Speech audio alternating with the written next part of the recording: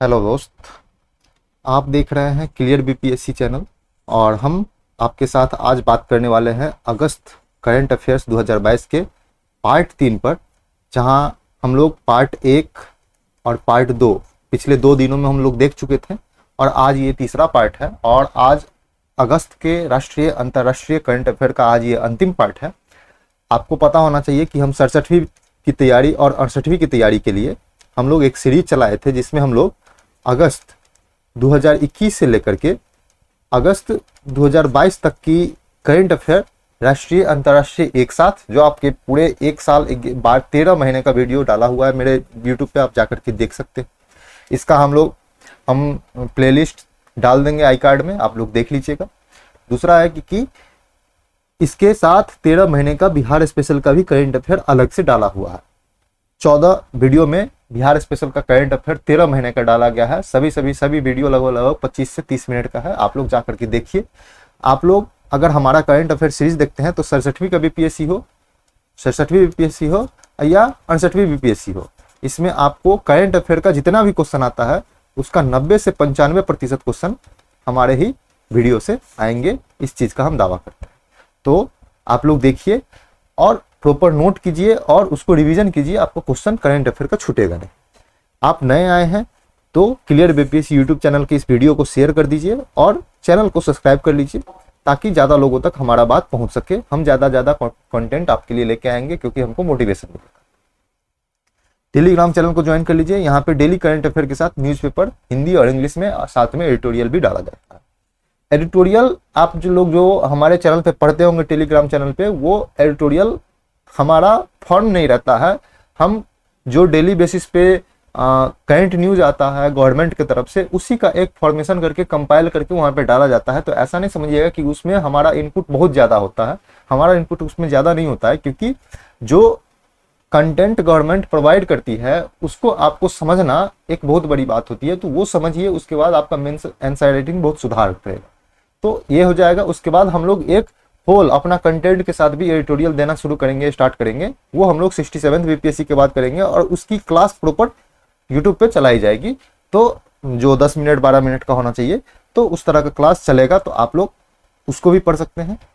Facebook और Instagram page को like और फॉलो कर सकते हैं। तो हम लोग 2 वीडियो में 60 करंट अफेयर देखे थे और आज हम लोग 60 से आगे की कहानी देखेंगे। तो आप लोग शेयर कर दीजिए, सब्सक्राइब कर लीजिए और चलते हैं करंट अफेयर की तरफ। तो देखते हैं करंट अफेयर में क्या है। 61 नंबर में है कि इसरो का मानव मिशन, इसरो मानव भेजेगा अंतरिक्ष में, उसका मानव मिशन का नाम है गगनयान।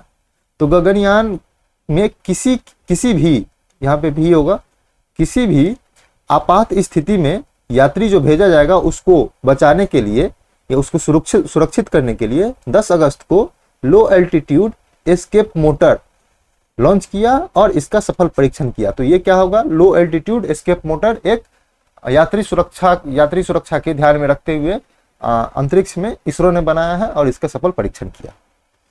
अगला न्यूज देखते हैं कि चौथा भारतीय राष्ट्रीय ओपन पैरा एथलीट चैंपियनशिप 2022 का आयोजन बेंगलुरु में किया जाएगा और यह 18 से 19 अगस्त के बीच जो हो चुका है पिछले महीने। इसमें सुमित अंतिल नाम का जो व्यक्ति है वो जेवेलियन थ्रो में 68.62 मीटर का भाला फेंक दिया। जेवेलियन थ्रो को भाला फेंक भी कहते हैं।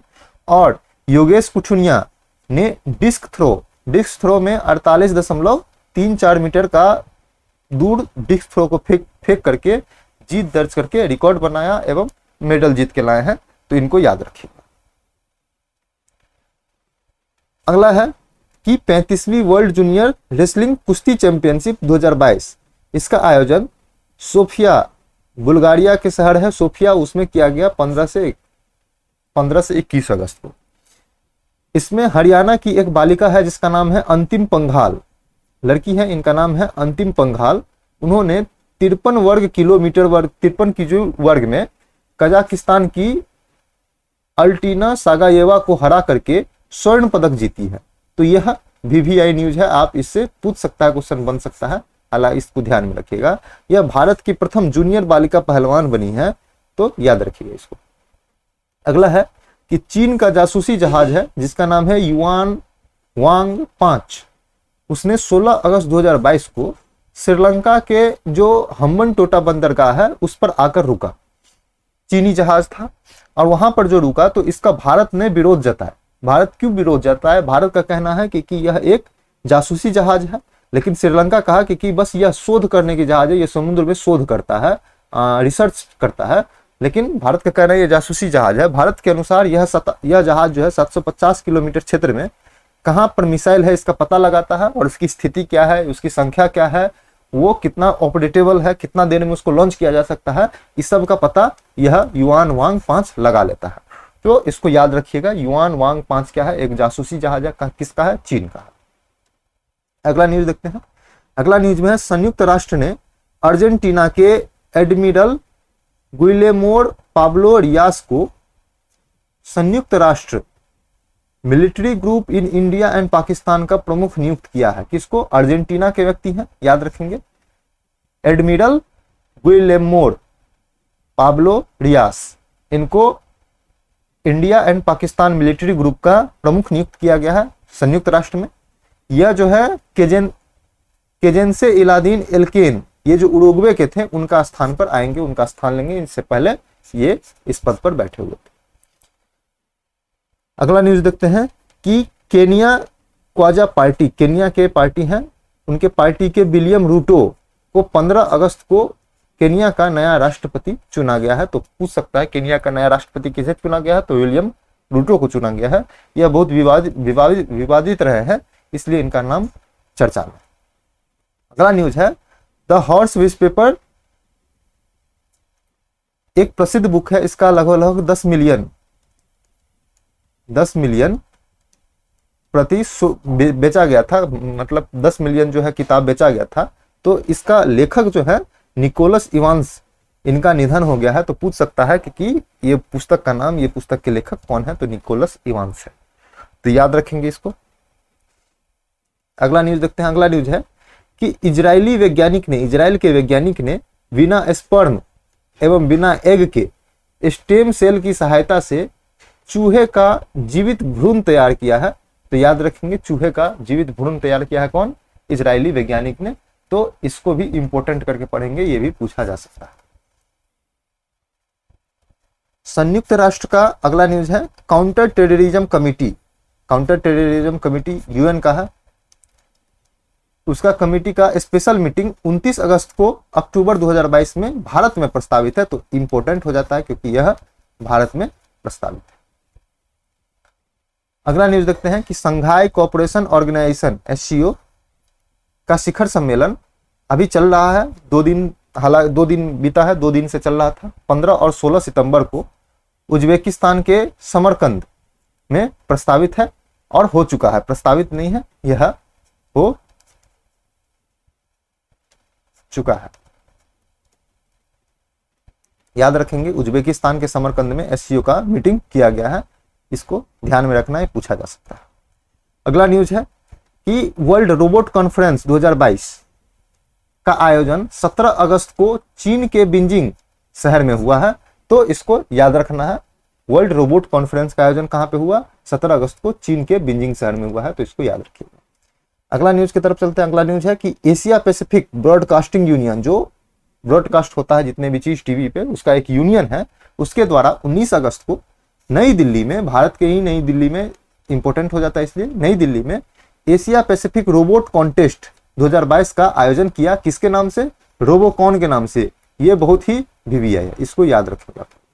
रोबोकॉन के नाम से किया। पूछ सकता है रोबोकॉन क्या है? तो एक एशिया पैसिफिक रोबोट कॉन्फ्रेंस होगा, कॉन्टेस्ट होगा, उसका एक कॉन्टेस्ट था। किसके द्वारा किया गया था? एशिया पैसिफिक ब्रॉडकास्टिंग यूनियन का। और ये एक रोबोट कॉन्टेस्ट था। रोबोट का तरीका दिखाया गया था, रोबोट कैसा होता है, उसका टेक्नोलॉजी क्या होगा।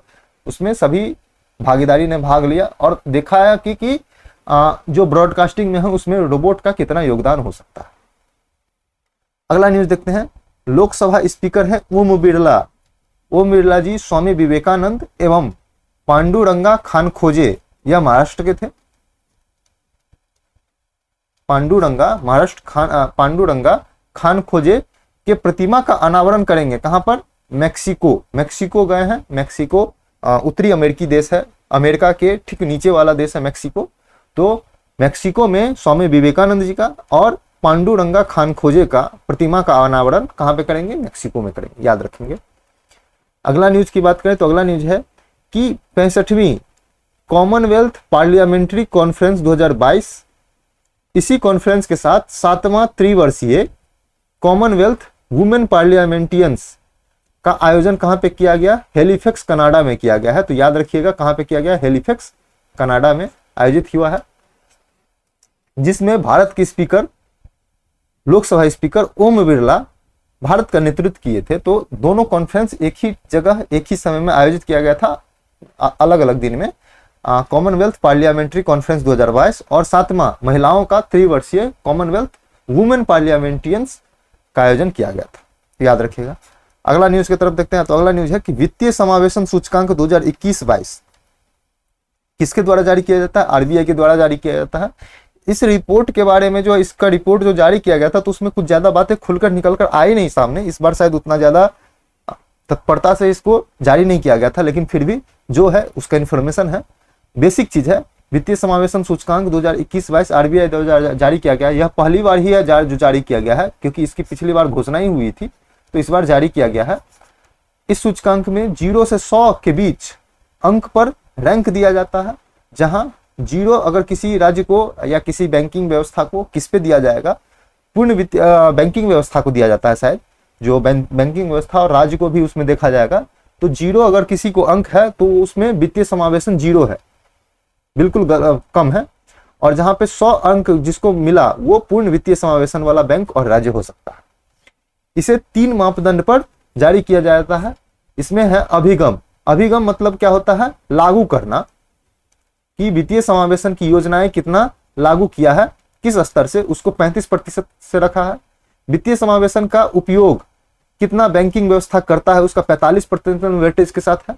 और गुणवत्ता, जो वित्तीय समावेशन लागू किया है उसकी गुणवत्ता क्या है, इसको 20% वेटेज के आधार पर इस तीनों जो है आकलन है, इस तीनों जो मानदंड है, इसके आधार पर मानक है, इसको मानक कहेंगे। इन 3 मानक के आधार पर यह वित्तीय समावेशन सूचकांक 2021-22 जारी किया गया, तो याद रखेंगे। अगला न्यूज की तरफ देखते हैं। अगला न्यूज है कि WHO ने मोंकी पॉक्स वायरस के कारण वैश्विक स्वास्थ्य आपातकाल की घोषणा की है। ये करंट न्यूज हम देख चुके हैं पिछले मंथ, लेकिन फिर भी इस बार देख रहे हैं। मोंकी पॉक्स एक जेनेटिक वायरस है। पिछले बार हम लोग वायरस की भी डिटेल में चर्चा किए हैं, तो आप लोग करंट अफेयर सीरीज का पिछला मंथ का करंट अफेयर राष्ट्रीय अंतरराष्ट्रीय जाकर देखिए। तो जेनेटिक वायरस है। विश्व स्वास्थ्य संगठन है हाल ही में मोंकी पॉक्स का नाम बदलकर क्या कर दिया है? क्लेड्स डबल आई ए, क्लेड्स डबल आई बी। तो याद रखेंगे, इन 3 नाम किया है मोंकी पॉक्स वायरस का नाम बदलकर, तो याद रखिएगा इतना चीज को। तीसरा है, अगला न्यूज देखते हैं। अगला न्यूज में है कि श्वेता सिंह को प्रधानमंत्री कार्यालय, प्रधानमंत्री पीएम ऑफिस में निदेशक के पद पर नियुक्ति की गई है। तो याद रखिएगा श्वेता सिंह को इस पद पर नियुक्ति की गई। अगला न्यूज है, अब वन लाइनिंग न्यूज स्टार्ट हुआ है। वन लाइनर न्यूज देखेंगे हम 20-30, उसमें क्वेश्चन बनने की संभावना कौन कौन से क्वेश्चन एग्जाम में बन सकता है। तो अगला देखेंगे, अमेरिका का सीनेट, जैसे भारत का लोकसभा राज्यसभा होता है, वैसे ही अमेरिका का सीनेट जो है, जैसे भारत में राज्यसभा उच्च सदन होता है, वैसे ही अमेरिका में सीनेट उच्च सदन है। वहां पे 2 यूरोपीय देश, स्वीडन को और फिनलैंड को नाटो में शामिल करने की मंजूरी दे दी गई है। तो ये भी इंपॉर्टेंट है। नाटो में अब 2 देश और शामिल होगा, स्वीडन और फिनलैंड। यह रूस के जो आक्रामक नीति है यूक्रेन पे, उसको देखते हुए इस दोनों ने नाटो में शामिल होने का प्रस्ताव भेजा था। अगला न्यूज है, लद्दाख के सर्वोच्च नागरिक सम्मान, जिसको डिपाल RNGM डस्टन के नाम से जाना जाता है, वह तिब्बती बौद्ध गुरु दलाई लामा को दिया जाएगा। तो दलाई लामा कौन है? तिब्बती बौद्ध गुरु है, और इनको लद्दाख का सर्वोच्च नागरिक सम्मान डिपाल RNGM डस्टन नाम है, ये दिया जाएगा। तो याद रखिएगा इसको। अगला न्यूज देखते हैं कि महिला एवं बाल विकास मंत्रालय ने बच्चों के कल्याण एवं पुनर्वास के लिए मिशन वात्सल्य योजना शुरू किया है। मिशन वात्सल्य योजना किसके द्वारा शुरू किया गया है? महिला एवं बाल विकास मंत्रालय के लिए। किस चीज के लिए? तो बच्चों की कल्याण एवं पुनर्वास के लिए शुरू किया गया है, तो याद रखिएगा। अगला न्यूज देखते हैं। अगला न्यूज है कि राष्ट्रमंडल खेल में ऑस्ट्रेलिया ने भारत महिला क्रिकेट टीम को हरा करके स्वर्ण पदक जीता है। तो आपको पता होना चाहिए राष्ट्रमंडल खेल में जो है प्रथम बार क्रिकेट को शामिल किया गया था। हम लोग पार्ट 2 में इस चीज को देख चुके हैं। अगर पार्ट 2 नहीं देखे हैं अगस्त का करंट अफेयर का, तो आप लोग पार्ट 2 जाकर देखिए, आपको आई कार्ड में डाल दे रहा है, आप लोग देख सकते हैं। तो प्रथम बार क्रिकेट को शामिल किया गया था, इसमें ऑस्ट्रेलिया स्वर्ण पदक और महिला रजत पदक जीती है, और न्यूजीलैंड जो है कांस्य पदक जीती है। तो याद रखेंगे महिला क्रिकेट टीम रजत पदक जीती है, भारतीय महिला क्रिकेट। अगला न्यूज देखते हैं। मिस इंडिया यूएसए 2022 का खिताब कौन जीती है? तो आर्या वालवेकर ने जीता है, तो याद रखिएगा इसको। अगला न्यूज है कि 8 अगस्त 2022 को अगस्त क्रांति, आपको पता होना चाहिए, भारत छोड़ो आंदोलन की 80वीं वर्षगांठ के रूप में मनाया गया। 8 अगस्त को अगस्त क्रांति के रूप में भारत छोड़ो आंदोलन की 80 वर्षगांठ मनाया, तो याद रखेंगे, पूछ सकता है।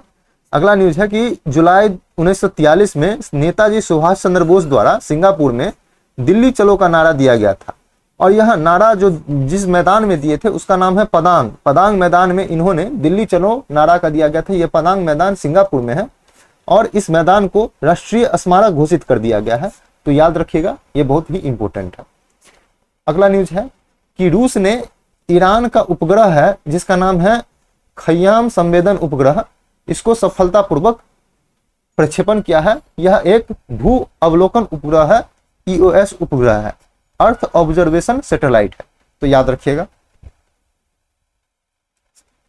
अगला न्यूज देखते हैं कि उत्तर प्रदेश ने लोक कलाओं एवं स्थानीय व्यंजनों को प्रमोट करने के लिए कम्युनिटी रेडियो चैनल रेडियो जयघोष नाम से शुरू किया है।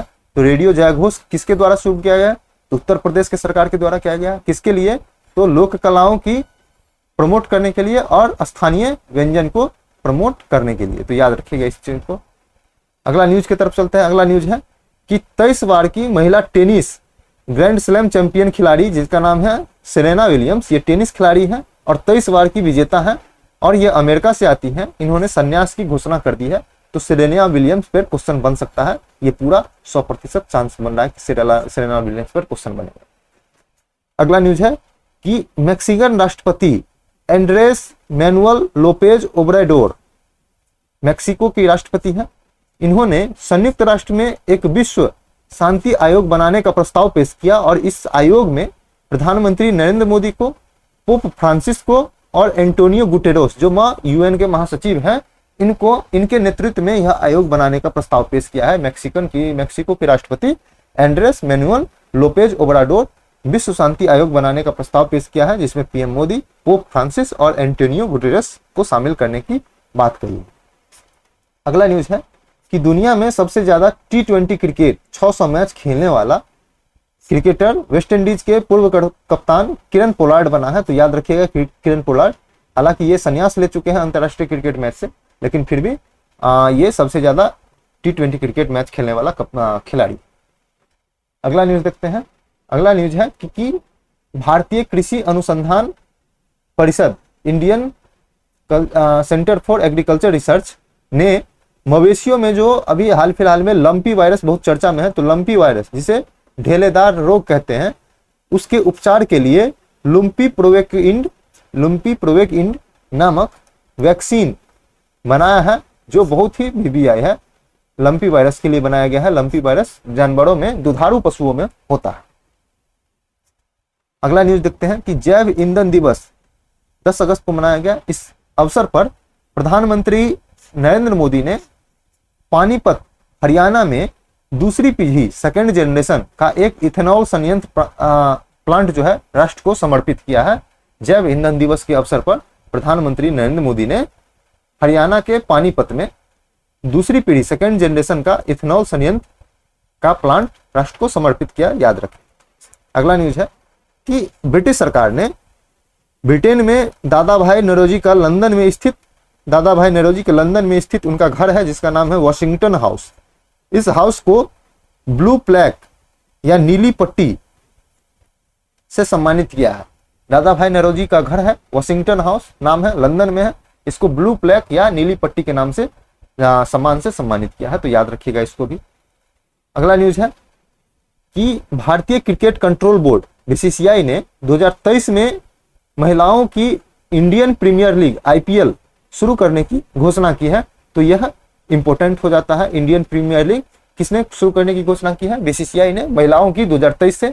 आपको पता होना चाहिए कि पुरुष की T20 आईपीएल 2008 से ही शुरू हो चुका है, तो इसको इंपॉर्टेंट मान रहा है महिला आईपीएल।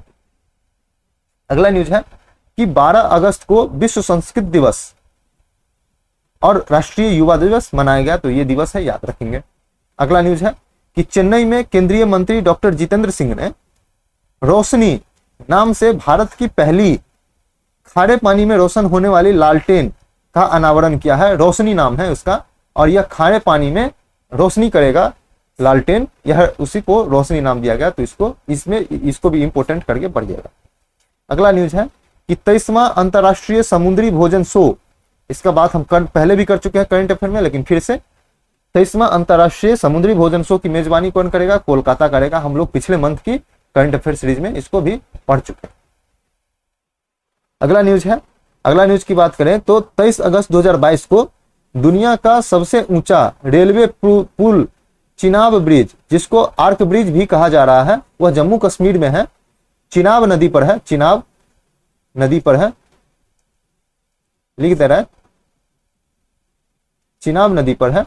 उसके गोल्डन जॉइंट्स का उद्घाटन किया। गोल्डन जॉइंट्स क्या होता है? जैसे ये नदी है और यहां से लेकर के यहां तक पुल बनना है, तो यह बीच का जुड़ाव होता है, क्योंकि बीच में कोई खंभा नहीं होता, तो इधर से बन चुका है, इधर से बन चुका है, और बीच में जो बना इसको गोल्डन जॉइंट्स कहते हैं। तो याद रखिएगा, गोल्डन जॉइंट्स का उद्घाटन हो चुका है चिनाब ब्रिज का, तो ये इंपॉर्टेंट है। अगला न्यूज देखते हैं कि स्कॉटलैंड में माहवारी उत्पाद, जो मंथली जो पीरियड्स होती हैं, जो महिलाओं में होती हैं, लड़कियों में होती है, उसे पीरियड्स के उत्पाद होता है, उसको निशुल्क उपलब्ध कराए जाने संबंधी कानून लागू करने वाला विश्व का प्रथम देश कौन बना है? तो स्कॉटलैंड बन गया है, तो याद रखेंगे इसको।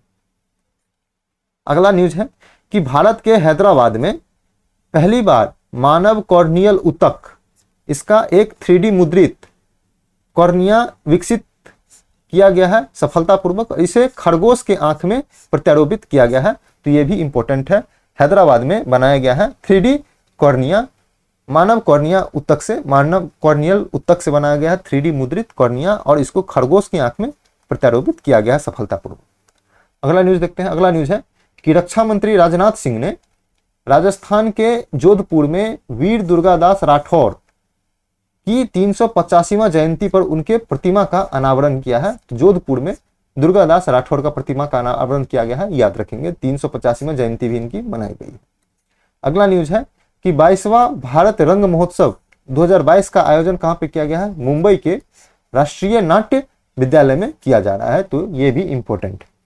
अगला न्यूज देखते हैं कि आजादी का अमृत महोत्सव पर गूगल ने भारत की उड़ान नाम से एक डिजिटल पेज अपने वेबसाइट पर लॉन्च किया और उसको लाइव कर दिया, कहने का मतलब स्टार्ट कर दिया। तो याद रखेंगे, आजादी के अमृत महोत्सव के तहत गूगल ने अपने वेबसाइट पे किसको शुरू किया, किस डिजिटल पेज को शुरू किया? तो भारत का उड़ान नाम से शुरू किया गया, तो याद रखेंगे। अगला न्यूज देखते हैं। अगला न्यूज है कि 76वें स्वतंत्रता दिवस जो इस वर्ष मनाया गया 15 अगस्त को, उस पर पहली बार लाल किला में DRDO द्वारा विकसित स्वदेशी तोप होवित्जर गन का सलामी दिया गया है। तो होवित्जर गन से सलामी लाल किला पर दिया गया है, याद रखेंगे, इस बार दिया गया था। अगला न्यूज है, भारत ने श्रीलंका को डोर्नियर समुद्री टोही विमान, ये जो बंदरगाह होता है उसका निगरानी के लिए होता है, तो डोर्नियर समुद्री टोही विमान उपहार में दे दिया है। किसको दिया है? श्रीलंका को दिया है, तो याद रखेंगे। अगला न्यूज है कि अरुणाचल प्रदेश में भारत का पहली बार ड्रोन से दवाई सप्लाई योजना का सफल शुरुआत किया गया है। तो ड्रोन से सप्लाई किया जाएगा अरुणाचल प्रदेश में पहली बार, तो याद रखेंगे इसको भी। अगला न्यूज है कि संयुक्त राष्ट्र महासचिव, जिनका नाम है एंटोनियो गुटेरेस, ने संयुक्त राष्ट्र में एक नए जलवायु प्रमुख साइमन स्टील ग्रेनेडा, ग्रेनेडा देश के हैं, साइमन स्टील को नियुक्त किया है। तो याद रखेंगे इसको। संयुक्त राष्ट्र के महासचिव हैं एंटोनियो गुटेरेस, इनको याद रखेंगे। और इन्होंने यूएन का जलवायु प्रमुख किसको बनाया है? साइमन स्टील को बनाया है, जो ग्रेनेडा देश से आते हैं। तो याद रखेंगे इसको भी। अगला न्यूज की तरफ चलते हैं। अगला न्यूज है कि भारत का पहला पूर्ण कार्यात्मक आदिवासी साक्षर जिला किसको घोषित किया गया है? मंडला जिला को। और यह जिला किस राज्य में है? मध्य प्रदेश में है। तो याद रखेंगे इसको। अगला न्यूज है कि रक्षा मंत्री राजनाथ सिंह ने भारतीय सेना को निपुण नाम से स्वदेशी एंटी पर्सोनल माइन सौंपा है। तो याद रखेंगे रक्षा मंत्री राजनाथ सिंह ने भारतीय सेना का निपुण नाम से स्वदेशी एंटी पर्सोनल माइन को सौंप दिया है। अगला न्यूज है कि स्टेट बैंक ऑफ इंडिया ने स्टार्टअप के लिए खास तौर पर समर्पित अपनी पहली ब्रांच कर्नाटक के बेंगलुरु शहर में खोला है। तो याद रखेंगे यो स्टेट बैंक ऑफ इंडिया ने स्टार्टअप के लिए समर्पित एक स्पेशल अपना ब्रांच स्टेट एसबीआई का जो बैंक होता है वो खोला है कर्नाटक के बेंगलुरु में, जो सिर्फ स्टार्टअप को प्रोत्साहित करेगा, स्टार्टअप को समर्पित होगा।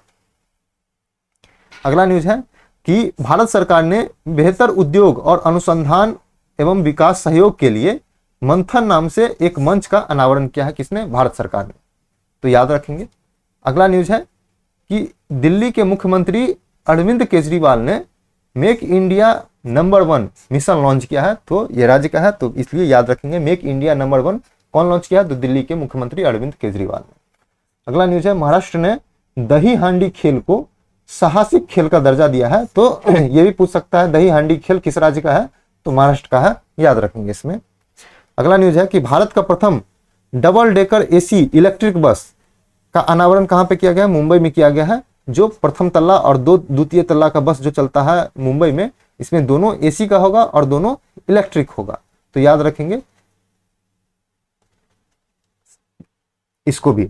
अगला न्यूज है हिंदुस्तान एरोनॉटिकल लिमिटेड HAL, जो भारत का विमान बनाने की, फाइटर जेट बनाने की काम करती है, एरोनॉटिक्स लिमिटेड है, हिंदुस्तान एरोनॉटिक लिमिटेड नाम है। उसने मलेशिया में अपनी पहली विदेश कार्यालय खोलने की घोषणा की है। कहां पे खोलेगा? मलेशिया में खोलेगा अपना पहले विदेश कार्यालय। तो याद रखेंगे। अगला न्यूज है कि राष्ट्रपति द्रौपदी मुर्मू का सचिव किसको बनाया गया है? राजेश वर्मा को बनाया गया है। तो याद रखेंगे द्रौपदी मुर्मू हाल ही में राष्ट्रपति पद की शपथ ली है पिछले महीने, तो उनको ही राजेश वर्मा को उनका सचिव बनाया गया। अगला न्यूज है कि 19 अगस्त को विश्व फोटोग्राफी दिवस मनाया गया और उसका थीम था लेंस के माध्यम से महामारी का लॉकडाउन। तो याद रखेंगे विश्व फोटोग्राफी दिवस 19 अगस्त को मनाया गया है और उसका थीम ये रहा, लेंस के माध्यम से महामारी का लॉकडाउन। अगला न्यूज है कि चंडीगढ़ हवाई अड्डे का नाम बदलकर क्या कर दिया गया है? शहीद भगत सिंह जी हवाई अड्डा रख दिया गया है। तो याद रखेंगे चंडीगढ़ हवाई अड्डा का नाम बदला गया है और उसका भगत सिंह के नाम पे रख दिया गया। अगला न्यूज की बात करते हैं। अगला न्यूज है कि प्रधानमंत्री नरेंद्र मोदी ने फरीदाबाद में एक अमृता अस्पताल नाम से एशिया का सबसे बड़ा प्राइवेट अस्पताल का उद्घाटन किया है। यह एशिया का सबसे बड़ा प्राइवेट अस्पताल होगा। तो याद रखेंगे अमृता अस्पताल की बात कर रहे हैं, फरीदाबाद में होगा। अगला न्यूज है कि 29 अगस्त 2022 को राष्ट्रीय खेल दिवस, जिसको मेजर ध्यानचंद की जयंती पर मनाया जाता है, मनाया गया। 29 अगस्त को राष्ट्रीय खेल दिवस मनाया गया मेजर ध्यानचंद की जयंती पर। इसको पोस्ट में घेर करके लिखेंगे, मेजर ध्यानचंद की जयंती भी 29 अगस्त को होती है। अगला न्यूज है कि 21 अगस्त 2022 को बिहार के मिथिला मखाना को geographical indication tag GI tag से दिया गया है। अगर आप नहीं देखे हैं तो आप जाइए मेरे वीडियो लिस्ट में, उसमें मेंस टॉपिक में हम पूरा समर्पित मिथिला मखाना पर लिए हैं। हालांकि इसमें पूछ सकता है इस बार मिथिला मखाना, बहुत ही इंपॉर्टेंट है मिथिला मखाना, और GI टैग भी। तो GI टैग क्या होता है, यह कितने दिनों के लिए मान्य होता है, इसको कौन जारी करता है, GI टैग से मिलने से क्या फायदा होता है, क्या नुकसान होता है, इसका कितना बढ़ावा दिया जाएगा, इसका स्थिति क्या होगा, सभी चीज हम डाले हुए मिथिला मखाना से संबंधित। तो आप लोग जाकर के वीडियो देख सकते हैं। अगला न्यूज देखते हैं। अगला न्यूज है कि बांग्लादेश के फहमीदा अजीम को पुलित्जर पुरस्कार 2022 के लिए चुना गया। यह पुरस्कार जो है पत्र, पत्रिका, पत्रकारिता, संगीत रचना आदि क्षेत्र में भी दिया जाता है। तो याद रखेंगे पुलित्जर पुरस्कार इस बार बांग्लादेश के फहमीदा अजीम को दिया गया। अगला न्यूज देखते हैं अगला न्यूज है कि केंद्रीय मंत्री अनुराग ठाकुर ने आजादी क्वेस्ट नाम से एक शैक्षणिक मोबाइल गेम को लॉन्च किया है। तो इस गेम का नाम क्या है? आजादी क्वेस्ट, इसको लॉन्च किया गया है। तो यह एक शैक्षणिक गेम होगा और बच्चों के लिए लाया गया है। केंद्रीय मंत्री अनुराग ठाकुर ने इसको लॉन्च किया था आजादी क्वेस्ट के नाम से।